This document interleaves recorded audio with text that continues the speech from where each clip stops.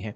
तो भाई मर गया हो और लाश छुपा के रखी हो भारत सरकार ने, तो अब अगली मांग यही होनी चाहिए कि वो जो मृत पड़ी अर्थव्यवस्था है उसे सबको दिखाया जाए, क्योंकि अब तो भाई विपक्ष भी ये कह रहा है कि भारत डेड इकोनॉमी है। तो भाई साहब मांग होनी चाहिए कि हमारी डेड इकोनॉमी की जो पड़ी हुई लाश है, जो कब्र में बड़ी है, उसे निकाल कर लाया जाए। कहीं छुपा रखा है साहब आपने, हमारी मांग है अब ये।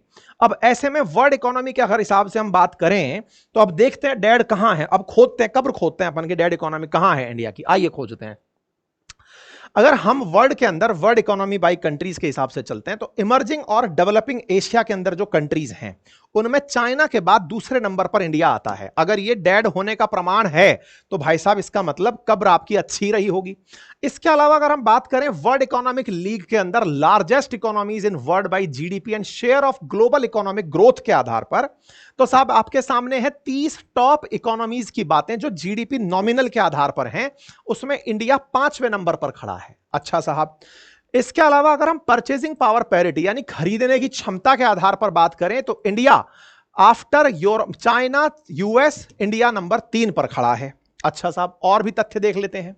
अगर लार्जेस्ट इकोनॉमी नॉमिनल जीडीपी के ऊपर अगर हम बात करें, जीडीपी ही है पैमाना नापने का कि अर्थव्यवस्था में क्या चल रहा है, तो यह सच है कि 1980 तक हम मरे ही थे, क्योंकि हम टॉप 20 में कहीं नहीं थे। पर हो सकता है इसे मरना नहीं कहा जाता हो, स्वर्ग में रहना कहा जाता हो, कब्र में नहीं।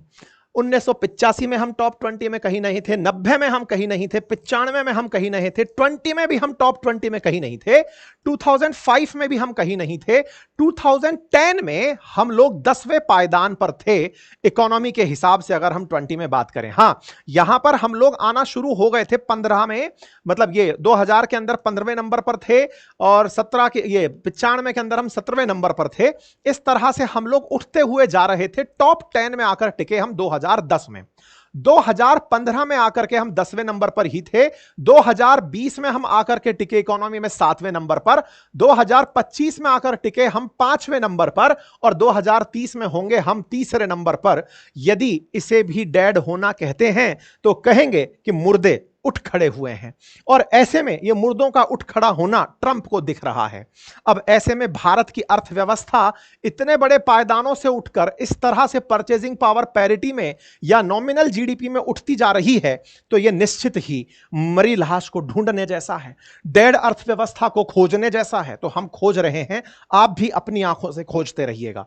ऐसे में जीडीपी फोरकास्ट की अगर हम बात करें तो भारत चौथी सबसे बड़ी अर्थव्यवस्था होगी according to IMF, according to World Bank. और इंटरेस्टिंग बात बताता हूं मेरे प्यारे साथियों, ना तो आईएमएफ भारत का है ना वर्ल्ड बैंक भारत का है। पता नहीं इनको ऐसा क्यों दिखता है। इससे बड़ी इंटरेस्टिंग बात बताऊं, ये दोनों की दोनों जो बैंक हैं ब्रेटन वुड ट्विंस के नाम से अमेरिका में ही हैं। पता नहीं इनको फिर भी ऐसा क्यों दिख रहा है। हो सकता है ट्रंप से नहीं पूछा होगा कि सर वो आईसीयू में थी, निकाल दी क्या लाश, कुछ इस तरह से हो सकता है।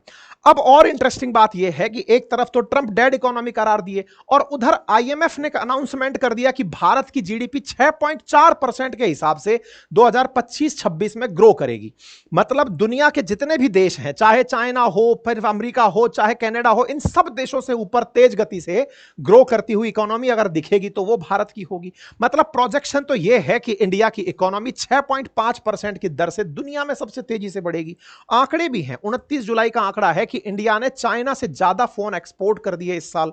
तो भाई साहब अमेरिका को हमने ज्यादा फोन बेच दिए, शायद डेड इकोनॉमी का प्रमाण होता हो। हां, यह जरूर कह सकते हैं कि ट्रंप इन दिनों अनपॉपुलर लीडर हैं अपने देश में, और ऐसे में अगर अमेरिकन को यह बात लग रही हो बुरी तो हो सकता है भारत से लड़ना इसके लिए फायदे का हो, क्योंकि अल्टीमेटली यह व्यक्ति जो पीठ पे ही छुरा घोंपता है वो तो अब दिखाई दे भी रहा है। लेकिन हां, दुनिया के कुछ देश इस बात को समझ रहे हैं।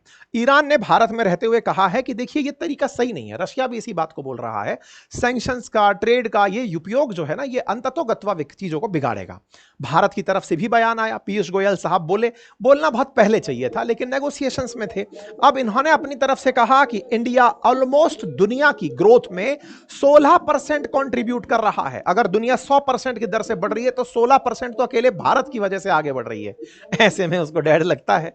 चलिए तो अमेरिका को डैड मुबारक, और फिर तो कहीं कोई पड़ा पड़ा ये ना कह दे हमें तो मरा ही दीजिए गुरुजी, अगर ये मरना है तो मरना कबूल है, कुछ ऐसे भी हो सकता है। खैर, ऐसे में भारत तैयारी कर रहा है इससे निपटने की, इसके आने वाले रिपरकर्शंस की। भारत ने इस बीच में यूके के साथ, यूएई के साथ, आफ्टा कंट्रीज के साथ में फ्री ट्रेड एग्रीमेंट किए हैं, और इसके साथ भी हो जाएगा। ये केवल और केवल इसके नेगोशिएटिंग टूल्स हैं।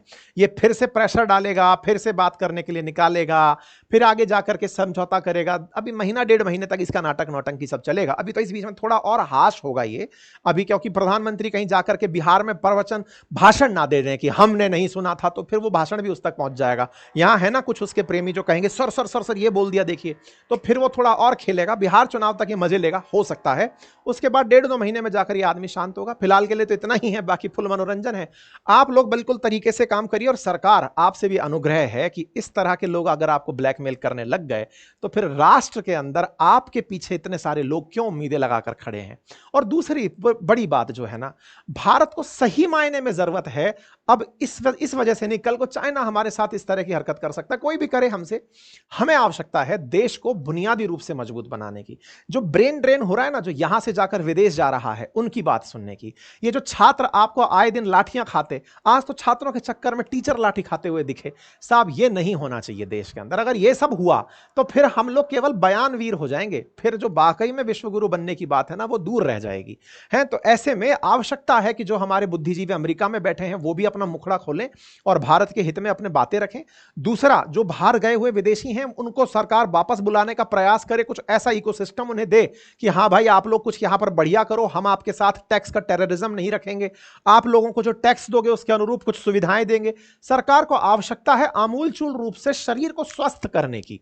कहते हैं ना कि अंदर से अब आपको सुधरने की आवश्यकता है। यह आपके लिए आपदा में अवसर का समय है। हे भारत सरकार, आप जाग जाओ, क्योंकि अल्टीमेटली इस तरह से कोई आगे अगर आपके साथ बार्गेनिंग करने वाला आ गया तो फिर बहुत बड़ी दिक्कतें खड़ी हो जाएंगी। फिलहाल के लिए इतना ही साथियों। आपको अपनी तरफ से अगर कोई राय रखनी हो तो कमेंट बॉक्स में जरूर रखिएगा। जानकारी पसंद आई हो तो साथियों से